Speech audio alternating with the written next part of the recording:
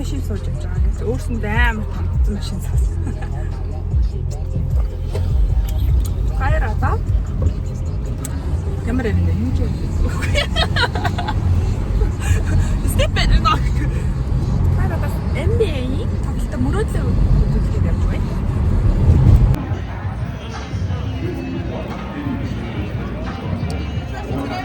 Энэ болохоор ингээд гейтэн дээрээсээ хаалханасаа ингээд шингэн юм орж ордгоо яг нөгөө юу шиг юм байна. Онгоц руу яг орж байгаа юм шиг шингэн юмтай гаднаас идэх юмтай орж болдгоо байна. Тэгээд хүмүүсийг шалгаад ингээд оруулдаг хэдэн хаалгатай. Тэгээд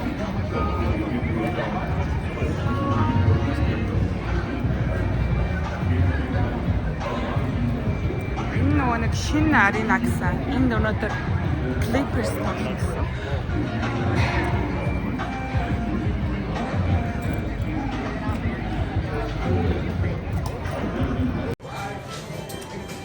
Clippers тоглолтыг үзгээд ирсэн байна.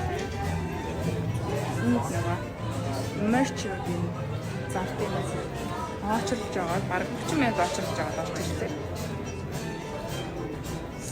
Los Angeles Clippers.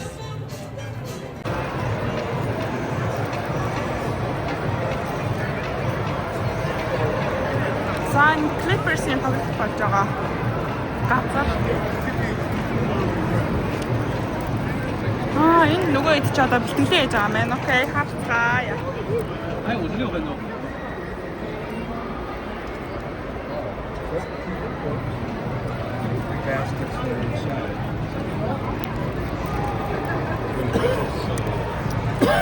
Энд жижиг талбайтай юм.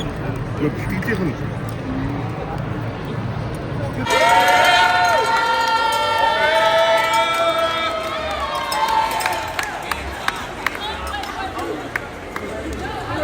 Зүгээр найзуудаар үзэж байгаа юм шүү дээ.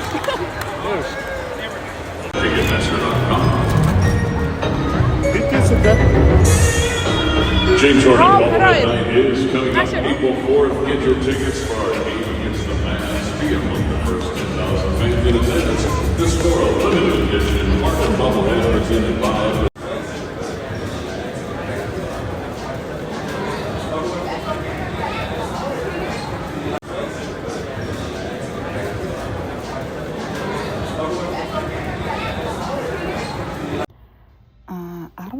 Жилийн өмнө анх танилцахад л манай нөхөр ингээд дандаа л нэг сакс ярьсан нэг тийм хүн байсан. 14 жилийн турш би дандаа саксны тухай, саксан бөмбөг тоглогчид, NBA-ийн тухай, NBA-ийн тамирчдын тухай дандаа сонсож бараг өслөө гэдэг шиг дандаа 14 жилийн турш сонссон. Тэгээ тэрийгэ үзэхдээ NBA-ийн тоглолтыг ингээ үзэхдээ тэр тоглогчдынх нь хувийнх нь амьдрал одоо тий өссөн төрсэн цагаас нь ахуулаад бүгдийг ингээ ярьж үздэг. Тэгээ хааж авсан үргэлж ингээд саксны талаар ингээд ярьдаг ийм хүн байхгүй юу. Тэгээ надад ч гэсэн үзэхэд маш гоё санагдсан. Тэгээ энэ бол бит хоёрын бас NBA-ийн тоглолтыг энэ гоё талбай дээрс нь үзнэ гэдэг бол бас бит хоёр мөрөөдлийн нэг хэсэг байсан. Яг Лос Анжелест ирсэн чинь манай нөхрийн хамгийн дуртай тоглогч Джеймс Хардны энэ Clippers гэдэг баг нь тоглож таарч ирсэн. Тэгээд за яатай хоёлоо үзчихье гэд шийдсэн. За тасалбарын хувьд бол Монгол мөнгөөр нэг сая 200 мянга орчим болсон нэг хүний суудлан. Гэхдээ бид хоёр бас жоохон хойгуур маягтай үзсэн. Бас уртлынхаа суулууд бүр $2000 хүртэлх үнэтэй ингэ зарддаг юм билээ. Ерөнхийдөө нэг $300 $300 гаруй орлын тикетийг худалдаж аваад тэгээд үзсэн. Тэгээд нэрээ энэ тоглолтын үеэр ингээд нэг камерууд яваад идэв штэ. Keys camera гэдэг юм уу те. Янз бүрийн ингээд нэг камерын таргетууд яваад идэг. Тэрэнд зориулаад бит хоёр бас дуртай Джеймс Харден тоглогчд ингээд зориулаад ийм мастаж юм сахалны хэлбэр ингээд зураад ингээд бас тэр камерын дүрстхийг бас аяга хүсэж байхгүй. Тэгээд арай камер бит хоёрыг олж харж чадаагүй. Тэгтээ яг нэг бит хоёр бүр ингээд амар excited ингээд маш их emotional сэтгэл хөдлөлтөй ингээд үзсэн. Тэгэл Harden гээл James Harden гэж бит хоёр бүр маш их ойрлсон. Тэгсэн чи яг тэр үед яг Джеймс Харден бид хоёр нэг удаа бол яг харсан гэж бодоод байгаа бид хоёр хоёулаа яг сая би видео хараад бүр сая бид харсан уу те нааша харсан уу те гэж бүр.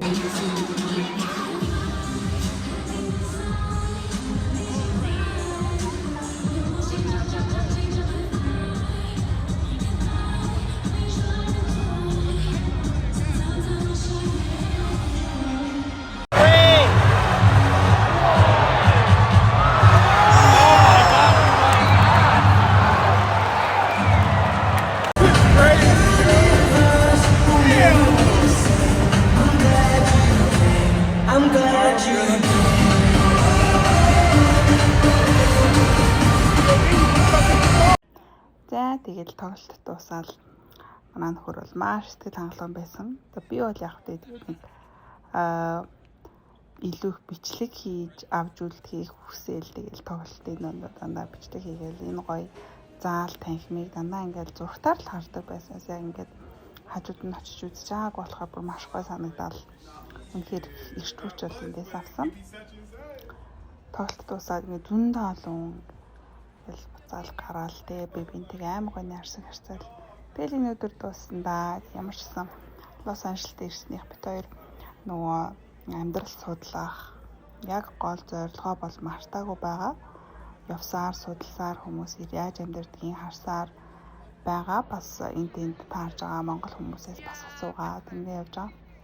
Тоглолтыг үзэж байгаа хүмүүс бас хөвчлэн ингээд хүн нартайгаа те хүүхдүүдтэйгээ ярьж үздэг юм билээ. Тэр бүр айгүй гой санагдсан. Яг ингээд миний хүртэл игнэнд нэг аав нэг 12 насны орчим хүүтэйгээ хамт хурж ирж үзээл хоёулаа амар сэтгэл хөдлөлтөд дэмжээл бүр би нэгэ ингээл цохол хоорондоо ингээл хай файв гэл амар сэтгэл хөдлөлтөд үзэж байгааг хараад жоохон хүүгээ саналаа. Тэгээд бид хоёр Лос Анжелес хот бол маш их таалагдж байгаа. Ер нь ингээд зураглал гаргаад нүдэндээ төсөөлөөд ингээд хүүхдэд авчрах юм бол ингийн байна гэл яваад байгаа. Листний маань хамгийн түрүүнд ямар ч байсан аав хүү хоёр бол энэ NBA-ийн тоглолтыг бол үзэхээр шийдсэн байгаа. Kobe Bryant-ийн нэрнжит арена гэж ойлгосон. Тэгээд Kobe Bryant энэ барилгын дээвэр дээр өөрийнхөө нөгөө хувийн сэтгэхийг парклдаг байсан гэж сая би ойлголоо. Тэгээд энд Kobe Bryant Isiana-ийн хөшөө байт юм. Цэцэг аав гэсэн яалаа?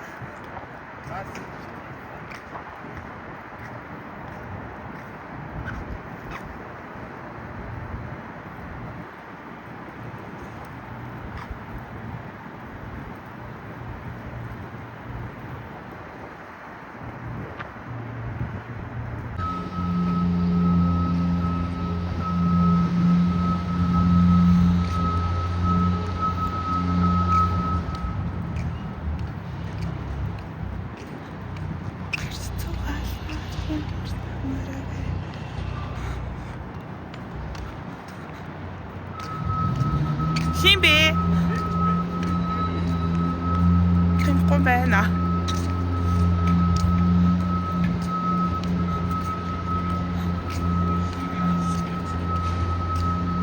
Химбэ. Шак. Гинэ. Шак. Шакил онилоо. Шакил онел.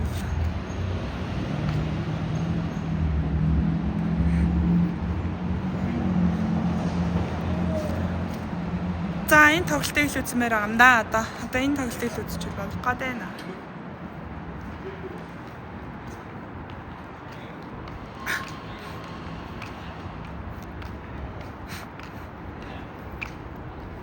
Химбэ? Jerry West.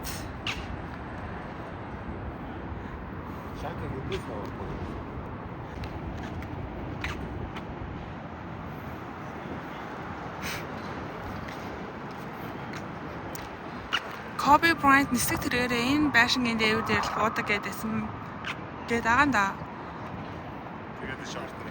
Тэгээд ордон руу ордог гэсэн. Одоо LeBron гэж байгаа хаа. Black Mamba.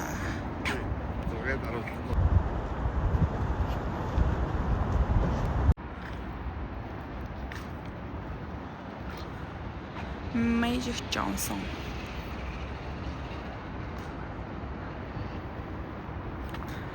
Тэнд Shaq байна. Shaquille O'Neal.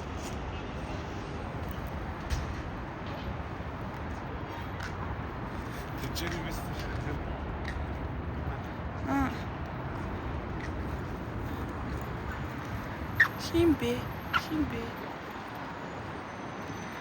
Kareem Abdul гэнэ үү?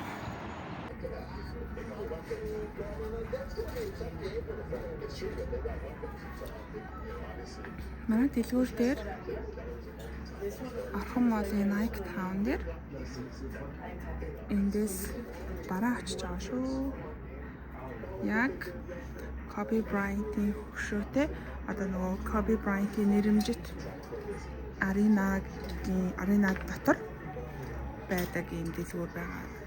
Тэндээс бараа очиж байгаа шүү. Nike Town-аас нь хорой. Нэрээ би тэгэхэд Канадын виз өгөр болж байгаа. Америк байхад үедээ Канадын визийг эндээс мэдүүлчих юм бол илүү оновчтой гарах магадaltaй байдаг гэсэн зуршлынхаа газартай холбогдож үзсэн чинь тэгж зөвлөсөн. За тэгээд хэрвээ Канадын виз энэс гарчих юм бол бид хоёр эндээсээ шууд Канад руу явж үзнэ. Тэнд юу хэрвээ тийм бас юу сонирхож исэн очиж амьдрал боломжтой гэж тэгээд сонирхож исэн улсууд энийг багхгүй юу. Тэгээд тийшээ явж үзье гэдэг бас бодолтой байна. Ямар ч гэсэн өнөөдөр энэ Канадын элчин сайдын газар энд байдаг юм байна. Эндээс виз мэдүүлэхэд маш амархан. Хоёр эндээс энэ одоо Лос Анжелесаас Канадад байдаг визний зуршлын газартаа онлайнаар ингэж холбогдсон байхгүй. За ерөөхдөө 7 хүний визний зардал бол нэг 10 сая төгрөг орчим болсон. Яа. Түрээсийн машинда бензин авчиж чадахгүй хүнээс нь тусламж авчий. Та нар харснаа ийм жижигхэн машин түрээсэлж унсан ахгүй.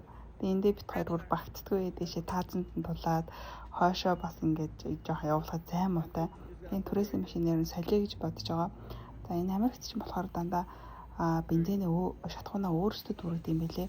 Төлбөрөө төлчөөд тэгээд өөрөө хуржээд өөртөө үйлчлдэг юм байт юм бэлээ. Би бол хизээч машиныхаа банкыг ч онгоолгож үзэж байгаагүй штэ. Тэгээд ер нь бол юм сурч л явна да.